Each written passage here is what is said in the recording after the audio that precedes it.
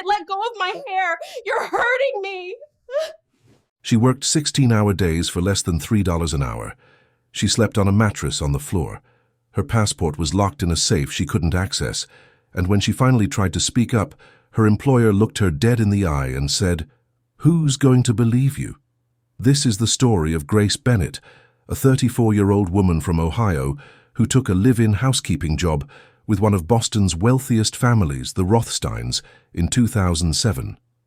What she thought would be her path to financial stability became 17 years of calculated abuse, manipulation, and silence. But here's what her employer didn't know. Grace wasn't just surviving those 17 years. She was documenting everything. Every threat, every unpaid hour, every moment she was treated as less than human. And on October 23, 2024, when her employer thought he had her cornered one final time, Grace pulled out 17 years of evidence that would destroy his empire and expose a truth so many wealthy families desperately try to hide. This is a true story about power, patience, and what happens when the invisible finally decide to be seen. Hello friends, welcome to our story. Before we dive deeper, please like this video and subscribe. Also, let us know in the comments where you're watching from. It's incredibly special knowing our stories are resonating with people across the globe. Before we go any further, I need you to think about something. What would you do if someone held your future in their hands? If speaking up meant losing everything you'd worked for, everything your family depended on? Would you fight back immediately, or would you wait, plan, and strike when the moment was perfect? Grace Bennett faced that choice every single day for 17 years. But here's what makes this story different from every other abuse story you've heard. Grace wasn't just enduring. She was building a case so airtight, so comprehensive, that when she finally decided to act, there would be no escape, no lawyers, no settlements that could bury the truth. So what pushed a quiet woman from a small Ohio town to become someone who could take down one of Boston's most respected families? What did David Rothstein do behind closed doors that his wife, his children, and his business partners never saw? And most importantly, what was Grace doing at 4:30 every single morning while the Rothstein family slept peacefully in their beds? Think about this for a moment. David Rothstein was a man who had everything: a hedge fund worth over $2 billion, a wife who came from old money, twin sons at Harvard, a mansion in Beacon Hill that had been featured in Architectural Digest 3 times, charity galas where governors and senators shook his hand. He was untouchable. Or so he thought. Because what David didn't understand was that invisible doesn't mean powerless, that silence doesn't mean acceptance, and that the woman scrubbing his floors was paying attention to everything he thought no one would ever see. Grace kept journals, dozens of them. She recorded conversations on a phone she bought with cash and hid in her room. She photographed bruises. She saved text messages. She documented every single day she worked past midnight without overtime. Every meal she was denied. Every time her employer stood too close, said something inappropriate, made her feel like she was nothing. But why? Why would someone endure 17 years of abuse when they could have just walked away, reported it, gone to the police? That's the question, isn't it? And the answer is more complicated than you might think. Because Grace wasn't just working for herself. She was working for her 2 younger sisters back in Ohio, who needed help with their student loans. She was working for her elderly mother who had medical bills piling up. She was working because in 2007, during the financial crisis, jobs were scarce, and she had no college degree, no connections, no safety net. When the Rothsteins offered her $45,000 a year, plus room and board to be their live-in housekeeper, it seemed like a miracle. It seemed like stability. It seemed like the answer to every prayer she'd whispered into the darkness. But some answers are just beautifully wrapped traps. And by the time Grace realized what she'd walked into, leaving wasn't as simple as packing a bag and walking out the door. So she made a different choice, a patient choice, a calculated choice. She decided that if she was going to survive this, she would survive it strategically. And when the time came, when David Rothstein finally made the one mistake that would give her the opening she needed, Grace would be ready. To understand how this story ends, we need to go back to where it all began, back to 2007, when Grace Bennett thought she'd found her dream job. Dayton, Ohio, 2006. Grace Bennett was 33 years old when her world fell apart.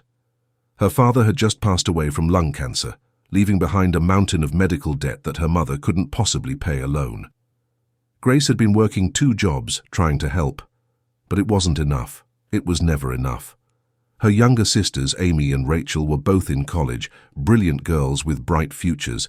But those futures required money that the Bennett family simply didn't have. Grace had dropped out of community college years earlier to help support the family. No degree, no special skills, just a strong work ethic and a desperate need to keep her family afloat. She cleaned houses during the day, waited tables at night, and still came up short every single month. The American dream felt like a cruel joke. Then in January 2007, she saw the advertisement. Live-in housekeeper needed for prominent Boston family. $45,000 annually plus private room and board. Visa and relocation assistance provided for the right candidate. Grace stared at that ad for 3 days before she finally called. The interview was conducted over the phone by Jennifer Rothstein, David's wife. She sounded elegant, kind even. She talked about their beautiful home, their 2 boys who were away at college most of the year, how they needed someone reliable, someone trustworthy, someone who could become part of the family. Grace wanted to believe every word. She needed to believe it. 2 weeks later, Grace packed everything she owned into 2 suitcases and took a Greyhound bus to Boston. When the taxi pulled up to the Rothstein estate in Beacon Hill, Grace's breath caught in her throat. The house was something out of a magazine. 4 stories of red brick and white columns, a garden that looked professionally maintained, windows that gleamed in the winter sun. This was wealth beyond anything Grace had ever experienced. Jennifer Rothstein met her at the door. 48 years old, perfectly styled blonde hair, designer clothes, a smile that seemed genuine. She gave Grace a tour of the house. 12 bedrooms, a chef's kitchen, a library with floor-to-ceiling bookshelves, an indoor pool in the basement. Grace's room was on the 3rd floor, small but clean, with a window overlooking the garden. It had a bed, a dresser, and a small bathroom. It was more privacy than Grace had ever had in her adult life. For the first 3 months, everything seemed almost normal. Grace cleaned, did laundry, prepared meals when the family cook was off. She worked long hours, but she'd always worked long hours. Jennifer was polite but distant. The twin boys, Marcus and Andrew, came home for spring break and barely acknowledged her existence. And David Rothstein was exactly what Grace expected, a billionaire hedge fund manager to be. Intense, demanding, always on his phone, always in meetings, always moving like the world couldn't turn fast enough for him. Grace sent money home every month. Her mother's medical bills started getting paid. Amy and Rachel stayed in school. For the first time in years, Grace felt like maybe, just maybe, she was doing something right. But then June came. Jennifer and the boys left for their summer home in Cape Cod. They'd be gone for 6 weeks. David stayed behind for work. And that's when Grace learned who David Rothstein really was when no one was watching. It started small, comments that made Grace uncomfortable, but weren't quite inappropriate enough to call out. David mentioning how nice she looked in her work clothes. Standing a little too close when giving her instructions for the day, asking personal questions about her dating life, her past relationships. Grace told herself she was overreacting. Rich people were just different, right? They didn't understand boundaries the way normal people did.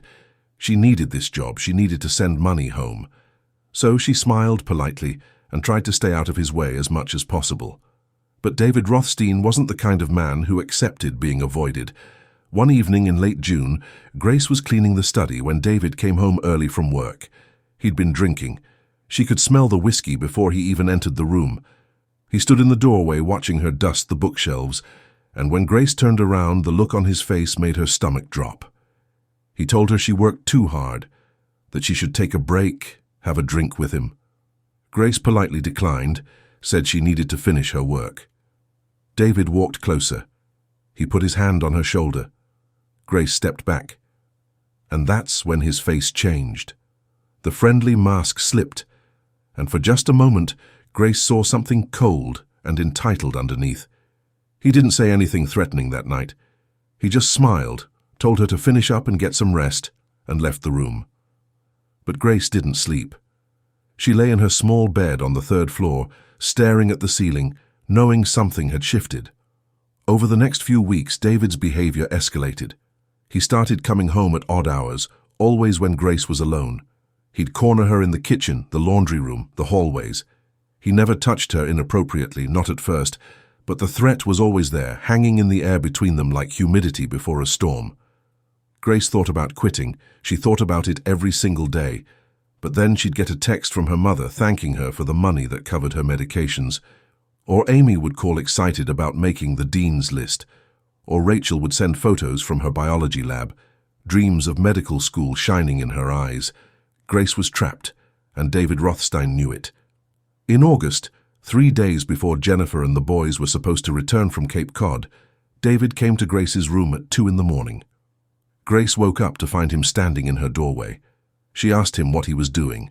He said they needed to talk about her performance, about whether she was really the right fit for the family, about certain financial irregularities he'd noticed in the household accounts. Grace's heart stopped. She hadn't David taken had anything. papers. She'd been Documents that meticulous showed about missing every cash, unauthorized purchases, all somehow tied back to Grace's access to the household expense account. He'd fabricated everything, and he told her this could all go away. They could forget about it. Or he could report it, and Grace would not only lose her job but potentially face criminal charges. As an employee with access to their home and finances, the evidence looked damning. Grace asked him what he wanted, and the way he smiled when she asked that question, Grace knew she'd walked into a nightmare she couldn't wake up from. He never explicitly said what he wanted that night. He didn't have to. The implication hung there, heavy and suffocating. He left her room, told her to think about her options, and closed the door behind him. Grace sat on her bed shaking until sunrise. That morning, Grace made a decision. She couldn't fight David Rothstein directly. She had no power, no resources, no proof of what he was doing, but she could start documenting everything. She bought a small notebook from the dollar store and started writing down dates, times, everything David said and did. She didn't know what she'd do with it yet. She just knew that if she was going to survive this, she needed evidence. She needed proof that she wasn't crazy, that this was really happening. 2 days later, Jennifer and the boys came home. Grace watched David transform back into the perfect husband, the devoted father, the respected businessman, and she realized something terrifying. This wasn't new for him. He'd done this before, and he'd gotten away with it. For the next 16 years, Grace Bennett became 2 different people. During the day, she was the perfect housekeeper, quiet, efficient, invisible. She cleaned the mansion from top to bottom. She prepared meals, she did laundry. She smiled politely when Jennifer gave her instructions and stayed out of sight when the family had guests. David continued his pattern of harassment, but he was careful, always careful. Nothing that would leave evidence, nothing that Jennifer could accidentally witness, just enough to remind Grace who held the power. But every morning at 4:30, while the Rothstein family slept, Grace became someone else entirely. She sat in her small room with the door locked and worked on her case. Those notebooks she'd started in 2007 had multiplied into dozens. She documented everything with obsessive detail. The dates and times David came to her room, the threatening conversations about the fabricated financial irregularities, every instance of him standing too close, touching her shoulder, making inappropriate comments. She noted when Jennifer and the boys were away and David's behavior worsened. She recorded the hours she actually worked versus what she was paid for. Grace quickly realized she was working between 70 and 80 hours per week. Her salary of $45,000 divided by those hours meant she was making less than $11 an hour, and that wasn't even accounting for the fact that she was on call 24/7. She taught herself employment law through library books and internet research. She learned about the Fair Labor Standards Act, about overtime requirements, about what constituted a hostile work environment. She discovered that live-in domestic workers had rights, even if their employers acted like they didn't. In 2010, Grace bought a prepaid phone with cash. She hid it in a hollowed-out book on her shelf. She started recording conversations with David when he came to her room or cornered her in empty parts of the house.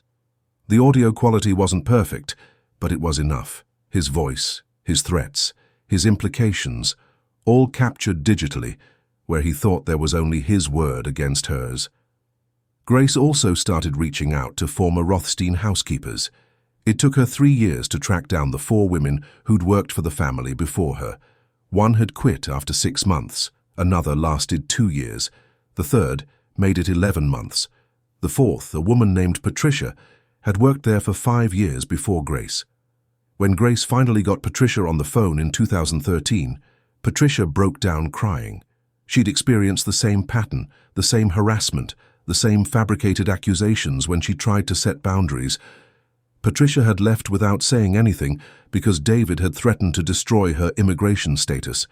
She was from the Philippines, and David had convinced her that speaking out would get her deported. Grace asked if Patricia would be willing to give a statement if the time ever came. Patricia said yes. She'd been waiting years for someone to finally hold David accountable. By 2015, Grace had expanded her documentation to include financial records. She noticed discrepancies in the household accounts that David managed. Money that was supposed to go to her salary sometimes came up short.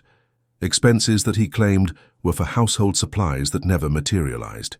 He was skimming from his own household budget, small amounts that Jennifer would never notice, but over years it added up to thousands of dollars. Grace photographed every pay stub, every household ledger she could access, every financial document she came across while cleaning David's study. She also began documenting Jennifer's willful ignorance. There were moments when Jennifer had to have known something was wrong. Times when David's behavior toward Grace was inappropriate even in front of his wife. But Jennifer would simply leave the room or change the subject. Grace realized that Jennifer wasn't innocent in this. She was complicit. She chose her comfortable life over doing what was right. In 2018, Grace found an ally. Marcus, one of the twin sons, came home from his job in New York for Thanksgiving. He'd grown into a decent man, nothing like his father. One evening he saw David berating Grace over a minor mistake, and something in Marcus's face shifted. Later that night, Marcus knocked on Grace's door and apologized for his father's behavior. He asked if his father had always been like this. Grace chose her words carefully, but Marcus was smart. He understood what she wasn't saying. Before he left, Marcus gave Grace his personal email address and told her if she ever needed anything at all, to reach out. Grace filed that information away, knowing it might be useful someday. By 2024, Grace had built something remarkable. 17 years of documentation. 4 former housekeepers willing to testify. Financial records showing wage theft and embezzlement. Hours of audio recordings. A potential ally in the family. And most importantly, patience. Because Grace understood something that David Rothstein had never learned. Power isn't about who can hurt who in the moment. Power is about who's still standing when the dust settles. And Grace was still standing. Tired, yes, worn down, absolutely, but standing, and she was ready. David Rothstein's world was crumbling, and he didn't even see Grace coming. His hedge fund was under federal investigation for securities fraud. Jennifer had filed for divorce after discovering he'd been having an affair with a colleague for the past 3 years. The twins had sided with their mother and weren't speaking to him. His carefully constructed life of power and respect was falling apart, and David was desperate to regain control somewhere, anywhere. On October 23rd, David came home drunk at 11 at night. Jennifer had moved out 2 weeks earlier. The house was empty except for Grace. She was in the kitchen finishing the dinner dishes when she heard him stumble through the front door. Grace's heart started racing. She knew this pattern. When David felt powerless in his real life, he compensated by exerting power over her. She quickly dried her hands and headed toward the back stairs, hoping to make it to her room before he found her. But David was faster. He cornered her in the hallway near the laundry room. His eyes were bloodshot, his tie loosened, and he smelled like expensive scotch and desperation. He started talking about how everything was falling apart, how ungrateful everyone was, how he'd built an empire, and now people were trying to destroy him. Then he looked at Grace, really looked at her, and said something that made her blood run cold. He said at least she was still here. At least she understood loyalty. At least she knew her place. Grace felt 17 years of rage bubble up inside her, but she kept her face neutral. She'd practiced this moment in her mind 1,000 times. David stepped closer and put his hand on her arm. He said she was the only one who'd never betrayed him, the only one who understood what it meant to be grateful. Grace pulled her arm away gently and said she needed to finish cleaning. David's expression changed. That same cold entitlement she'd seen 17 years ago flashed across his face. He told her she wasn't going anywhere until they had a conversation. He said he'd been reviewing her employment records and found some concerning irregularities. The same threat he'd used for nearly 2 decades. The same fabricated evidence he held over her head. But this time something was different. This time David was vulnerable. His empire was collapsing. His family had abandoned him, and Grace had 17 years of evidence sitting in a storage unit 3 miles away. So Grace did something she'd never done before. She looked David Rothstein directly in the eye and smiled. She reached into her pocket and pulled out her phone.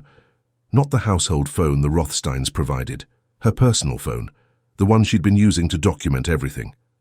She opened a folder and turned the screen toward David. It was labeled Rothstein Evidence 2007-2024. Inside were hundreds of files, audio recordings, photographs, scanned documents, video clips. David's face went white. Grace's voice was calm, steady, almost kind when she spoke. She told him she'd been documenting everything since August 2007. Every threat, every instance of harassment, every hour of unpaid overtime, every penny of wage theft. She had recordings of him admitting to fabricating the financial irregularities. She had testimony from 4 other women he'd harassed the exact same way. She had financial records showing he'd been stealing from the household budget for years.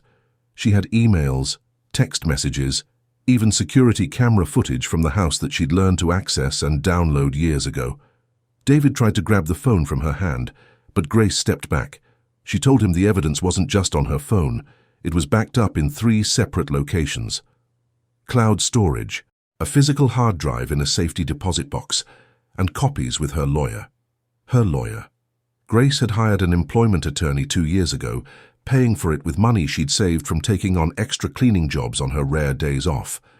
They'd been building the case together, waiting for the perfect moment, and this was it. David's whole body was shaking. He asked what she wanted. Money? Grace laughed. Not a bitter laugh, a genuine one. She told him she didn't want his money. She wanted justice. She pulled out a document from her other pocket, a legal settlement she and her lawyer had prepared months ago. It outlined everything. Full restitution for 17 years of wage theft, calculated with overtime and adjusted for inflation. A total of $473,000. Public admission of labor violations and harassment. The same settlement offered to all 4 previous housekeepers he'd abused. Letters of recommendation and non-retaliation agreements for all 5 women, and his full cooperation with any federal investigation into his business practices. If he signed, Grace would agree not to take the harassment and assault evidence to the police, though the labor violations would still be reported to the Department of Labor. If he didn't sign, everything went public. The recordings would be sent to major news outlets. The evidence would be filed in civil court. And David Rothstein would face not just the federal investigation into his hedge fund, but criminal charges for harassment, wage theft, and fraud. David asked how he could trust that she'd keep her word. Grace looked at him and said he couldn't, just like she couldn't trust him for 17 years. But unlike him, she was offering him a choice: sign and face consequences, or refuse and face worse ones. She gave him 24 hours to decide. Then she walked past him, went to her room, locked the door, and finally, after 17 years, slept peacefully. Because win or lose, speak or stay silent, Grace Bennett had finally taken her power back. And that, more than any settlement or revenge, was worth everything. David Rothstein signed the settlement at 11:47 p.m. the next night. His hand shook as he wrote his name on every page. Grace watched him in silence, no satisfaction on her face, just quiet resolve. Within 2 weeks, the money was transferred to all 5 women. Grace received her $473,000. Patricia and the other 3 former housekeepers each received settlements based on their years of service. The Department of Labor opened an investigation into the Rothstein household employment practices. David's public statement admitting to labor violations made local news. His reputation, already damaged by the hedge fund investigation, completely collapsed. His colleagues stopped returning calls. Charity boards removed his name from donor lists. The hedge fund forced him into early retirement. By December 2024, David Rothstein had lost everything except his money, and even that was disappearing fast between legal fees, divorce settlements, and restitution payments. Grace left the Rothstein house on November 1st, 2024. She didn't say goodbye to David. She didn't need to. She drove back to Ohio, where her mother was waiting. Her sisters, Amy and Rachel, both successful now, thanks in part to the sacrifices Grace had made, welcomed her home. With her settlement money, Grace started a non-profit organization called the Silent Voices Project. It helps domestic workers document workplace abuse, connects them with employment lawyers, and provides financial assistance while they build their cases. Because Grace understood something powerful. Her 17 years of silence weren't wasted. They were preparation, and now she could help others find their voice without having to wait as long as she did. So let me ask you something. What would you have done in Grace's position? Would you have reported David immediately, even knowing you might lose everything? Would you have walked away and tried to find another job during the recession? Or would you have done exactly what Grace did? Playing the long game, documenting everything, waiting for the perfect moment to strike. Think about that for a second, because here's the uncomfortable truth. There are thousands of Grace Bennetts out there right now. Domestic workers, nannies, housekeepers, caregivers, who are being exploited by people with power and money, people who believe that wealth gives them the right to treat other human beings as less than human. And most of these workers stay silent, not because they're weak, but because speaking up could mean losing their income, their housing, their ability to support their families. The system is designed to protect the powerful, not the vulnerable. Grace's story is rare not because the abuse is rare, but because the justice is rare. Most domestic workers never get their day in court. Most abusers never face consequences. So if this story moved you, if it made you angry, if it made you think differently about the invisible people who clean your offices, watch your children, care for your elderly parents, then do something with that feeling. Support organizations that fight for domestic workers' rights. Pay attention when someone tells you about workplace abuse. Believe them. Amplify their voices. And if you're in a position of power over someone else's livelihood, remember that how you treat people when no one is watching defines who you really are. Grace Bennett waited 17 years for justice. How many people shouldn't have to wait at all? Drop a comment below telling me what you think. Would you have had Grace's patience? And if you know someone who needs to hear this story, someone who's enduring their own situation and needs hope that justice is possible, share this video with them. Sometimes people need to know they're not alone, that their silence can become strength, that documentation becomes vindication, and that patience, real strategic patience, can change everything. Thank you for watching Grace's story all the way to the end. Next week, we'll be covering another incredible true story about justice, power, and ordinary people doing extraordinary things. Hit subscribe so you don't miss it.